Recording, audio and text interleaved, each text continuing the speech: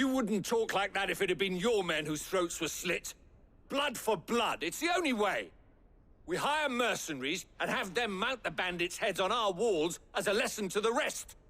And what happens when those mercenaries are slaughtered like your men? Are you going to hire more? We're better off using that coin to buy food and supplies. If we hire mercenaries, the only thing we're buying is the bandits' ire. And you cannot fill empty bellies with that. Do you hear me? But what happens when they come back? Maybe it'll be your throat that's slit. That's enough. Both of you. Any more of this and I'll throw you out myself. Come back when you're ready to talk like adults.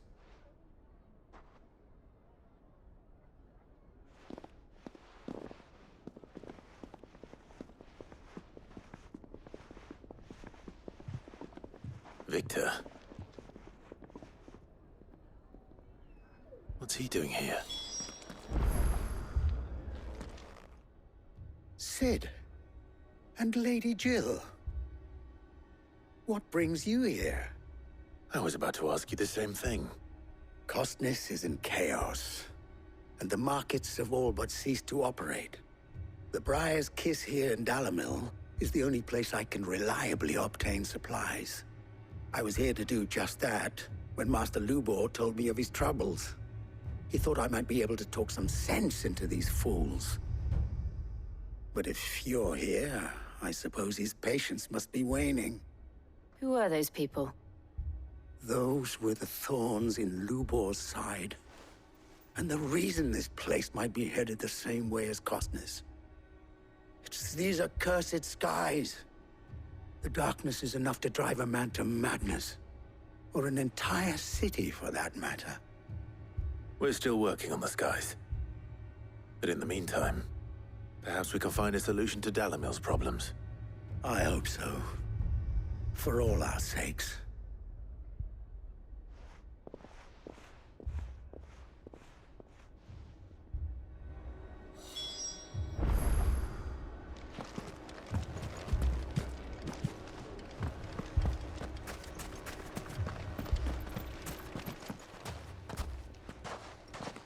So, you see my predicament? What I saw was a room full of people who were angry and afraid. And with good reason by the sound of it. But if left to smolder, that anger and fear could set the entire town alight. My thoughts exactly. What to do? Both sides wish to protect their homes and livelihoods, if only they could agree on how. But as long as they are divided, we are vulnerable. And if there's one thing bandits like, it's an easy target. What would Sid the Outlaw suggest? Well, if it were my namesake, he'd let them choose for themselves, and be on hand to pick up the pieces when it all went wrong. That sounds like a recipe for disaster. A recipe for disaster is precisely what it is. But perhaps that realization would be enough to make them question the ingredients. While it's plain neither Conrad nor Natalie will countenance the other's proposal, it may still be possible to make them doubt their own. Before presenting them with a third option. And that would be? To pool our resources and save the city ourselves. Why fight each other? When all that fear and anger can be directed at the bandits. It appears we have a plan of action. Victor, pay Conrad a visit. See if you can't convince him of his folly. I'll speak with Natalie. As you wish. Your faces are not well known in this town. That may prove useful. Don't worry, Victor and I will do most of the talking. You need only play along. Play along. What he means to say is yes.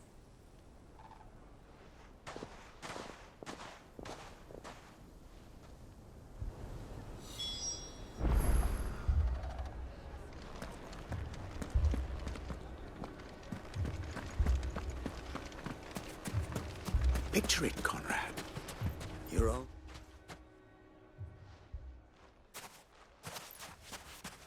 Ah, here she is. The Lady of the Spear herself. Conrad, may I introduce you to Jane, commander of the Red Wings, the oldest mercenary guild in the Free Cities. A pleasure, my lady. The pleasure is all mine. As I told you, I summoned the commander here from Canver to inquire about a contract. Victor says you told him no. That there aren't any men left to hire. Is that true? True as the crystals cracked. Nobles came and claimed every last one worth his salt. And not just from us Red Wings. You know of the 7 high houses. There must be 2 swords assigned each one. Granted, we have a few boys left. If it's boys you're looking for. Well, Conrad, are you saying that Dalamil's finest cannot defend this town better than a gaggle of unblooded striplings? That a band of beardless youths could better avenge the deaths of your brave men than you yourselves? Absolutely not. We'll show those bastards who they're dealing with.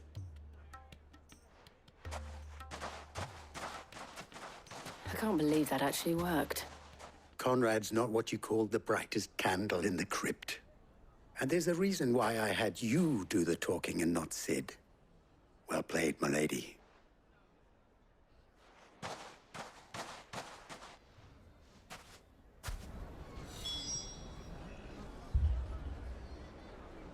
Then let us band together and show these brutes that Dalamil is not to be trifled with.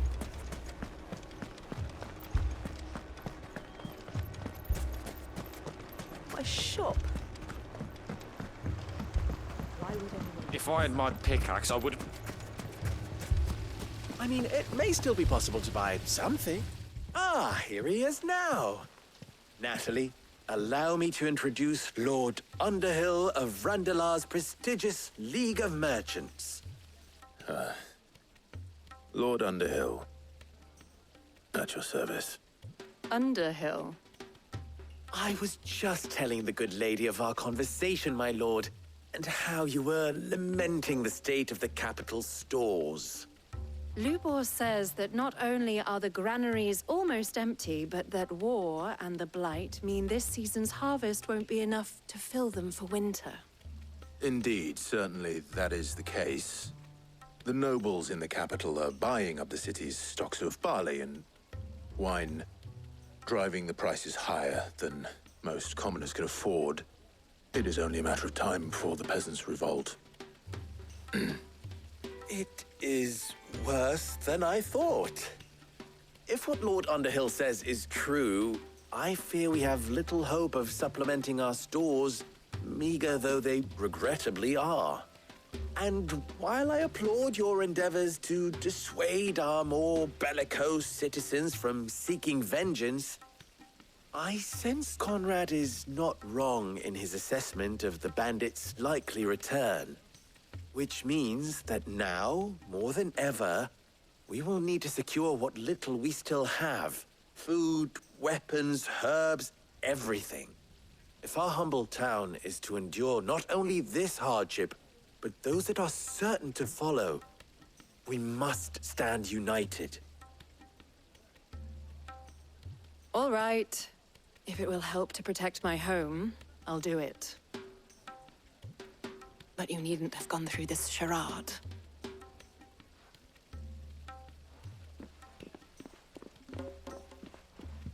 Thank you, Clive. Your performance was nothing if not workmanlike. She saw right through it. I didn't say it was good, merely that it produced the desired effect. Now, my scouts should be returning shortly. Meet me back at the Briar's Kiss, and we shall see what we face.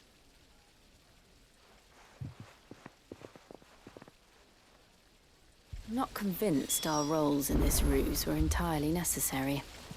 I don't know. Conrad seemed quite taken with you. What little we have. Mummy, I'm scared. Oh, I'm ruined. Good news, Sid. Both Conrad and Natalie have somewhat gracefully accepted their new roles. With time, they may even learn to. Time no longer appears to be the luxury it was before lunch. I take it your scouts found the bandits. Technically, it would be the bandits who found my scouts. It appears they march for Dalamil as we speak. All of them. You're not serious. They don't just want food, they want the whole damn town.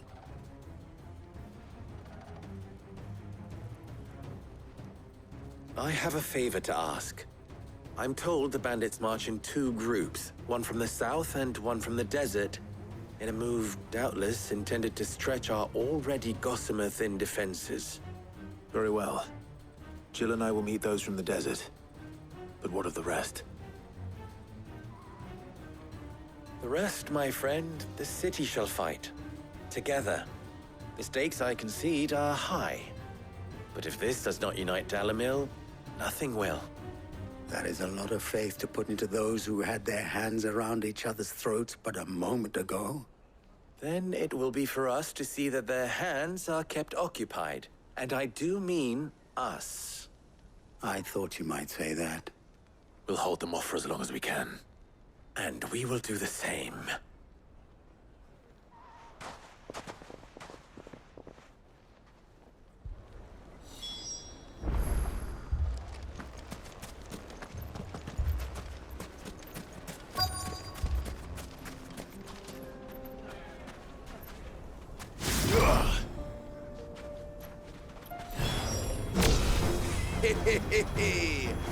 The women folk have come to welcome us. I'll take that one. He's all yours.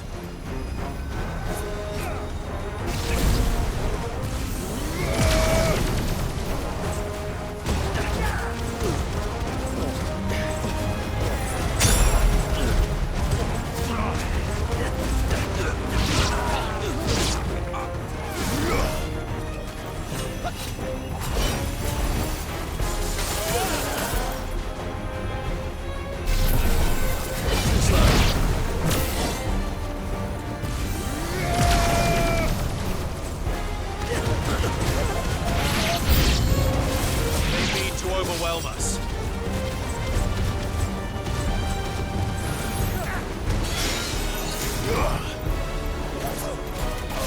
Nice try.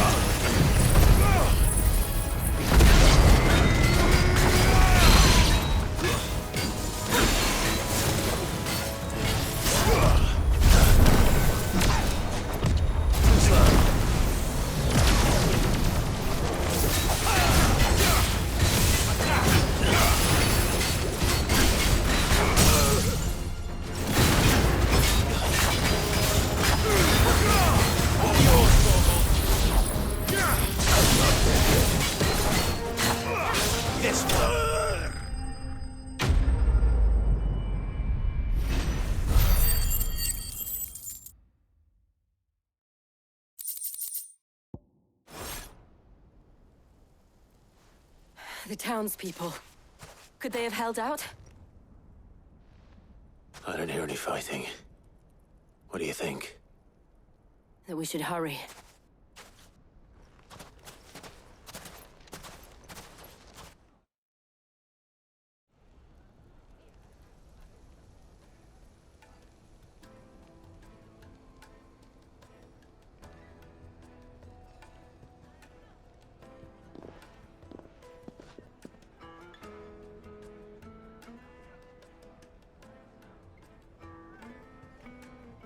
Natalie, I owe you an apology. You did well out there. The inn would have been lost had you not held the line. Without you, there would have been no line to hold. You saved us, Conrad. You saved Dalamil. We all saved Dalamil.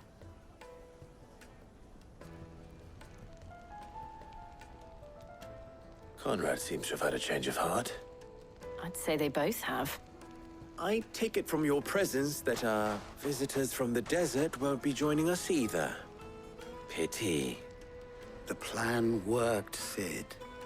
Granted, it only took an army of bloodthirsty bandits at our gate. Calm now, Victor. Why quibble over the details? We are united, and that is all that matters. As for you, Sid, you fight considerably better than you act. I'll take that as a compliment.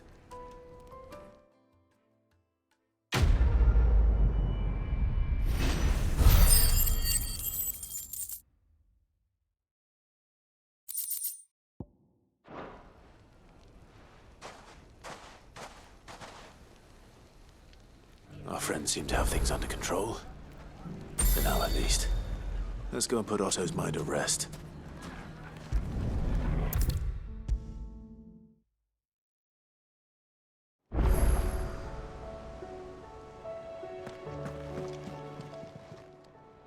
Ah, I wasn't expecting you back so soon. It's not true.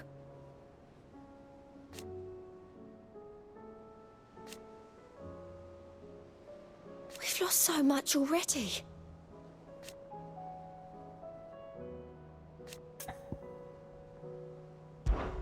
Here's everything we've received and everything promised. All yours.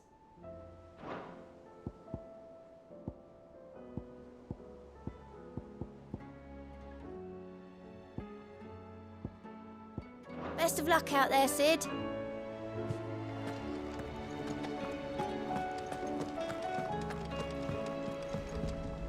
Clive. I cannot claim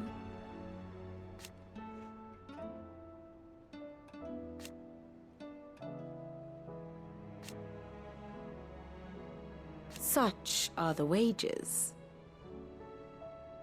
Ironic, then.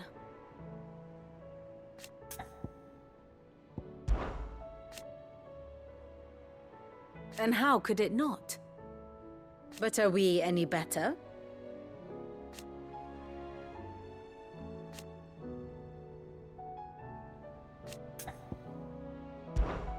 What is it that you wish to learn? Of course. One must understand one's place in the world. Thus ends today's lesson.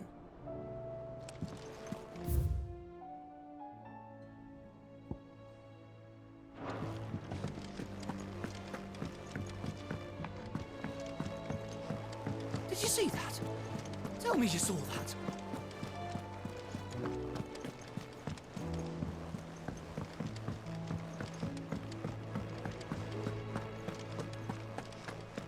Did you see the pair that got hauled into tires?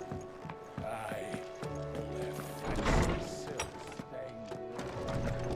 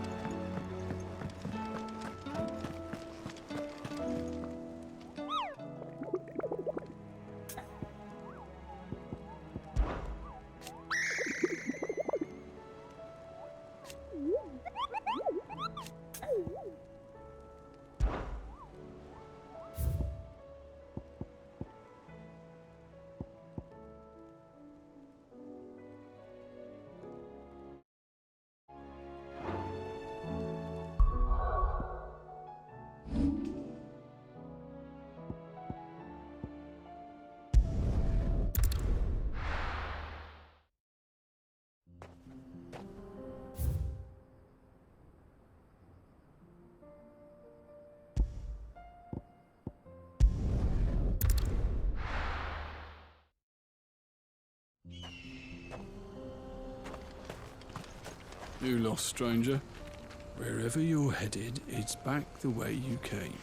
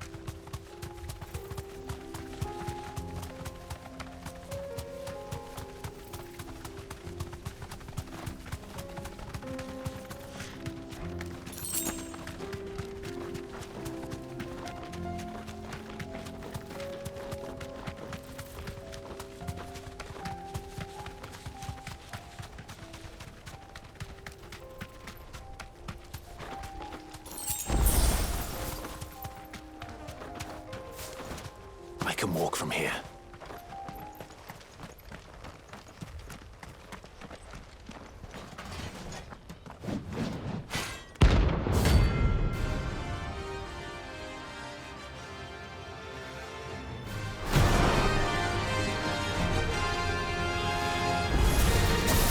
Not the gods' forsaken soul, eh? Only those who have nothing. So empty your pockets.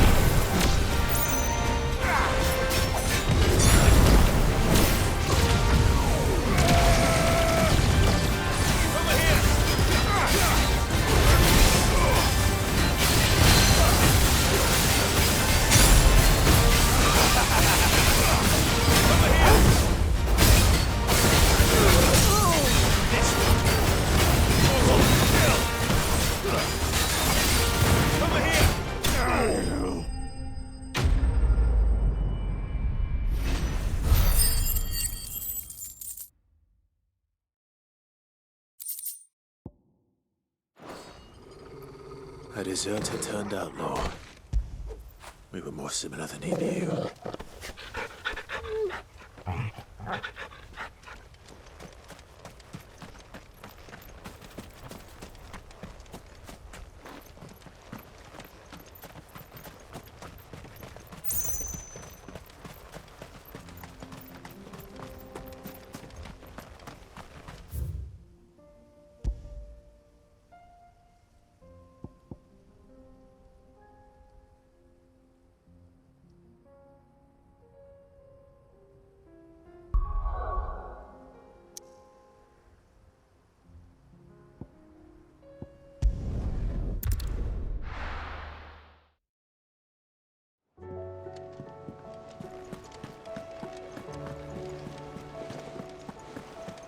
Did you see that? Tell me you saw that.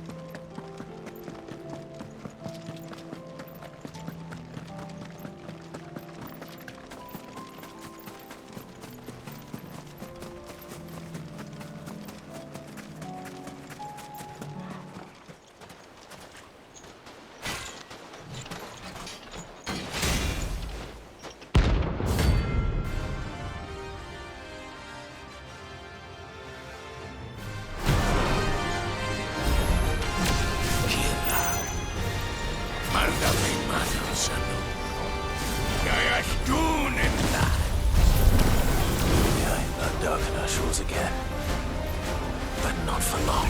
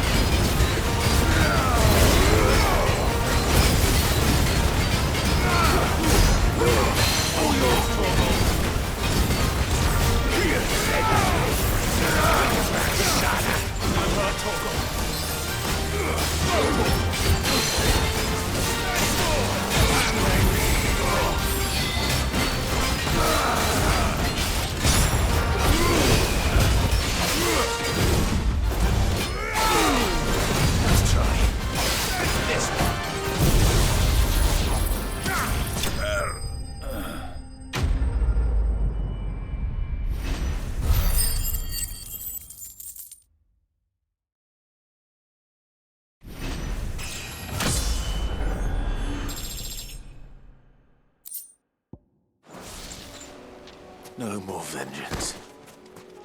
No more war.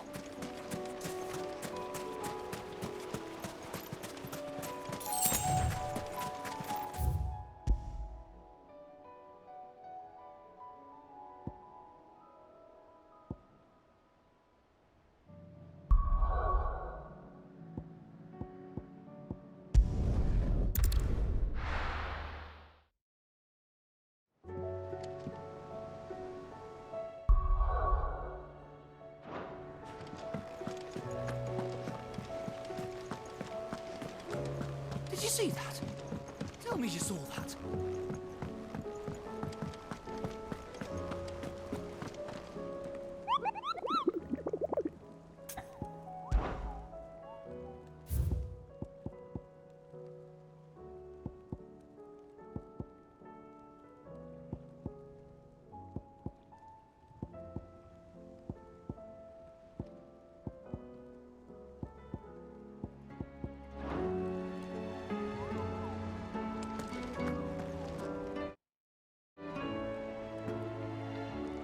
Was wondering when you turn up.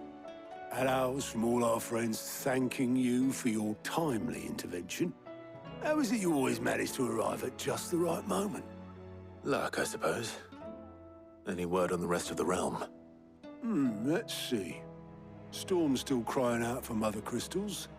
The nations are still in chaos. And the skies are still the color of a kick in the kidneys 2 days on. So... Right. Clive, we knew this was going to happen. Well, not the bleeding skies part, but you take my point. Now's not the time to second-guess yourself. Now's the time to visit the infirmary. Talia says your brother's awake. Thank you, Otto.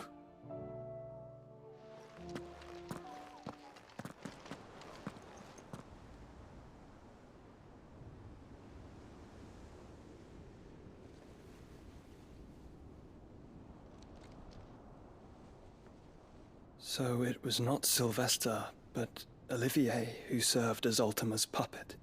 And when Dion learned of this, he sought to slay the fiend.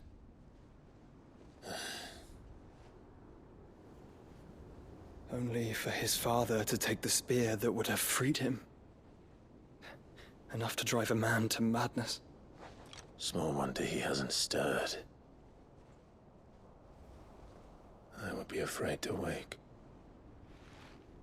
Had I but reached out to him sooner, warned him of the threat Ultima posed. But now, both an empire and her prince lie broken. Joshua,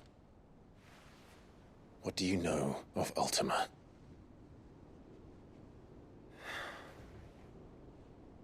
Very little, I'm afraid. Despite my best efforts. 18 years ago, as I lay buried beneath the rubble of Phoenix Gate, 'twas not death who came for me, but another. And it was while in my rescuer's care, I first heard of Ultima. I've been chasing his shadow ever since. Ultima is driven by some deep, dark purpose, and for whatever reason, it would seem you are crucial to his designs. He will stop at nothing to have you, even if that means toppling an empire.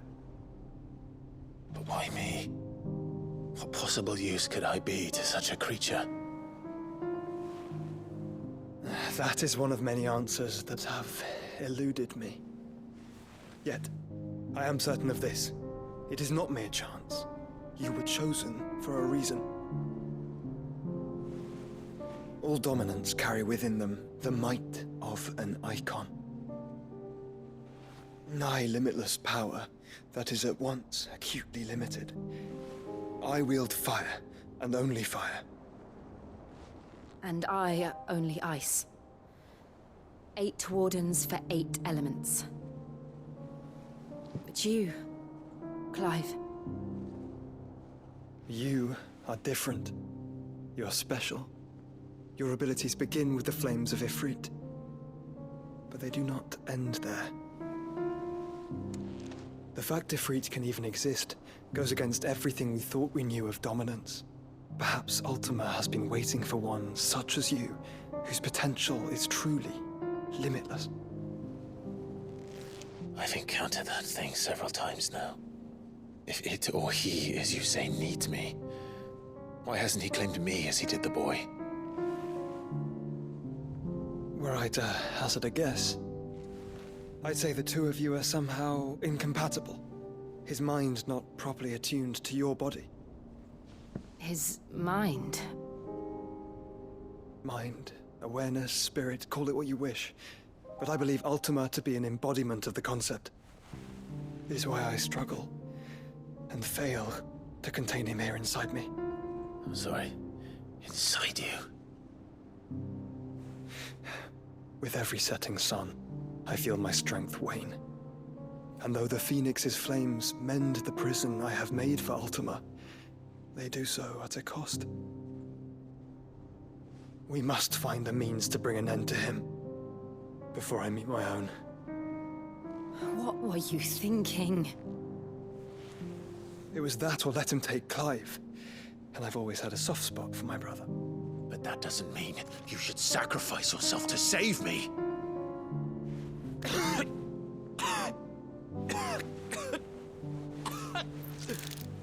Joshua. Clive, it's Gav. There's an army of Akashic at the gates of Canver.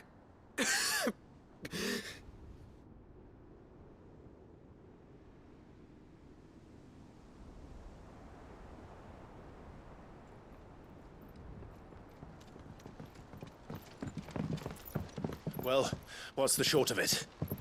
It's all Tyre told you. The capital of the Free Cities is under siege by an army of monstrosities.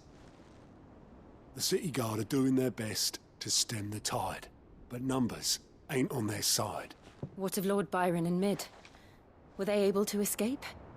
No, but they're all right for now. They're hiding with Gav at midship. We have to get them out of there. And we shall. Otto, prepare a Stolas. Tell Gav to stay exactly where he is. Understood. Vivian, what's the swiftest route to the Free Cities? That sounds like a question for the map. Look here. This road, through Tabor, should provide the least trouble. Good. What a coincidence. Tabor is exactly where I'm bound. Joshua, bed is where you should be bound. You don't think I told him the exact same thing? Were Tyre not such a talented healer, I would surely have been inclined to agree. But, thanks to her ministrations, I feel I may safely rejoin my attendant, who was to wait for me in Tabor if we became separated. All right, we travel together. Clive. If he stays close to me, he'll be fine. Thank you, brother. I'll look after him.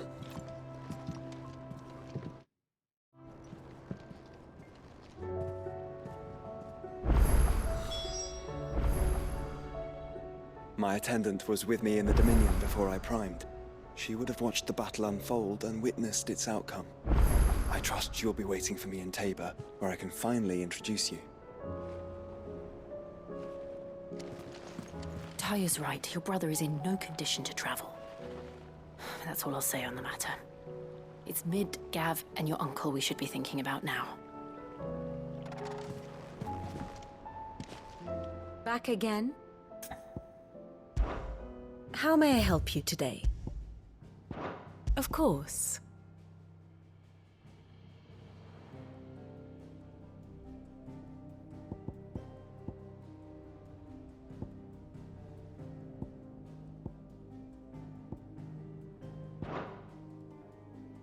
Here you are.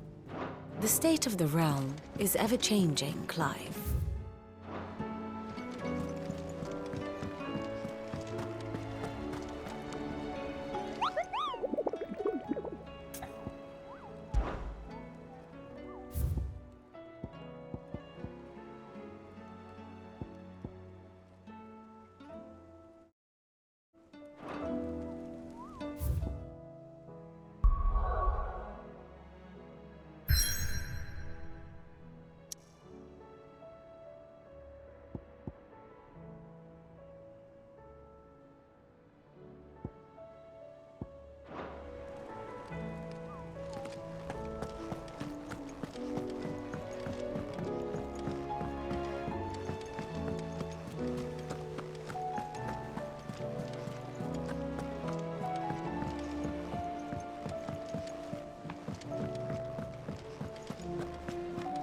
Seems the hideaway's lost its appetite. You put me in this situation, Clive, you can bloody well get me out of it. I need a hand with a recipe. Are you sure it's me you're looking for? I'm not much of a cook. I'm all the cook will be needing, thank you very much.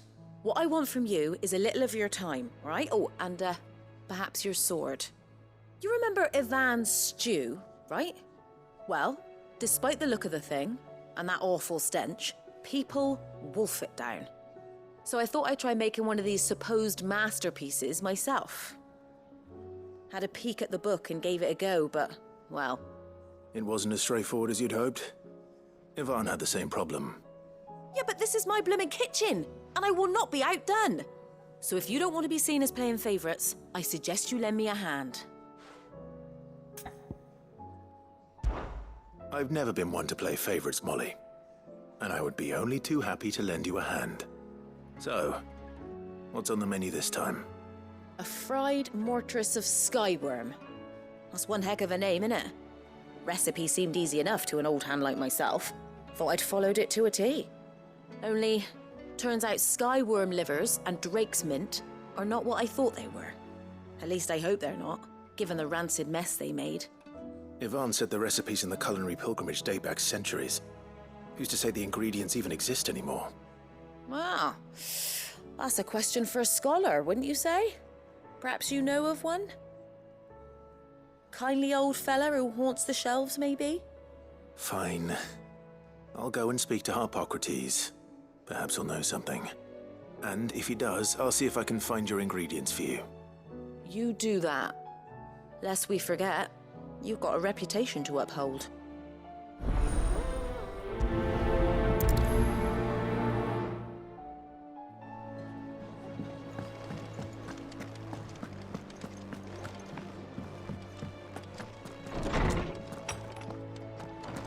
Is a storm coming, Sid? Will there be thunder? Lawsman Harpocrates, I've come to pick your brain if you don't mind. It's about the book you lent Ivan. Ah, Valisthea, A Culinary Pilgrimage, a classic. One of my favorites, in fact. The young man did a wonderful job with the Chance's stew. I do hope we shall be able to sample more such marvels in due course. That's actually why I'm here. I don't suppose you know where I might find skyworm livers and drake's mint. Ah, so the fabled Sandbrequois delicacy is next on the menu. Delightful. The descriptions of fried mortress never fail to make my mouth water. Now, skyworm is a somewhat antiquated name for the wyvern, their ground livers being the paste from which the mortress is made. Dragon livers. How very Sandbrequois. One would have thought the disciples of Bahamut would have a touch more reverence for their icon's brethren, but apparently not. I believe the specific dragon the recipe demands is the blueback wyvern, said to be the very color of the sea beside which it resides. So we know where to look for our liver. But what about the drake's mint? Saint's bonnet in contemporary parlance, a herb which grows along the North Reach coast. I gather that one can locate the cheerful yellow flowers by their heady scent alone, so I'm sure you'll have no trouble finding them. I may add that people once believed game was best served with the flora that sustained it in life, in which regard fried mortress of skyworm is undoubtedly a typical dish of the time. Meaning that if I find one, I find the other. To Northreach, then. Best of luck, Clive. And do save me a bite once the dish is complete.